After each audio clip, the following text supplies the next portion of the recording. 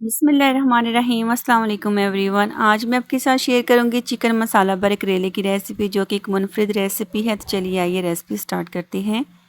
देसी करेले मैंने ले लिए हैं आधा किलो। इन्हें मैंने अच्छे से वॉश करके छील के सेंटर में कट लगा के इनके बीज निकाल लिए हैं, कुछ इस तरह से, ये देखें।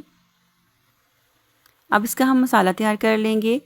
हस्बे ज़रूरत कुकिंग ऑयल ले लेंगे। इसमें डाल देंगे हम 2 दरमियाने साइज़ के बारीक कटे हुए प्याज, और प्याज को हम कर लेंगे सौते। जब प्याज का गोल्डन सा कलर आ जाएगा, हल्का गोल्डन, इसमें हम डाल देंगे लहसुन का पेस्ट 1 टेबलस्पून भर के, और साथ ही इसमें हम डाल देंगे चिकन का जब पानी ड्राई हो जाएगा तो हम इसमें डाल देंगे टमाटर 1 अदद और सब्ज़ मिर्चें हस्बे ज़ायका, और कुछ मसाला जात आप जितने ही सिंपल डालेंगे खाने में, एक तो अच्छा टेस्ट आएगा, और जो चीज़ आप बना रहे होंगे उसका भी खाने में टेस्ट आएगा।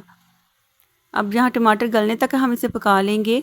मसाला हम इसका खड़ा खड़ा ही रखेंगे। इसमें डाल देंगे क्यूमन पाउडर 1/2 टीस्पून। राही को हम टेढ़ा करके इसका ऑयल हम सेपरेट कर लेंगे, और मसाले को हम होने देंगे ठंडा। चिकन मसाला हमारा हो चुका है ठंडा। अब हम करेलों को भर लेंगे।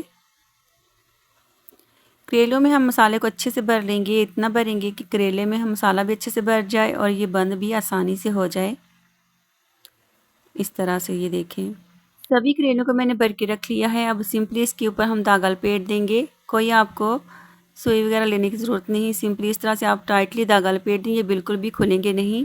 अब करेलों को कर लेंगे हम फ्राई। हस्बे ज़रूरत कुकिंग ऑयल ले लेंगे, और ऑयल को आपने ज़्यादा गर्म नहीं करना, नहीं तो ये ऊपर से जल जाएंगे और अंदर से कच्चे रह जाएंगे। दम वाली आंच, थोड़ा हम इससे ज़्यादा आंच रख के इन्हें फ्राई कर लेंगे 10 से 15 मिनट के लिए।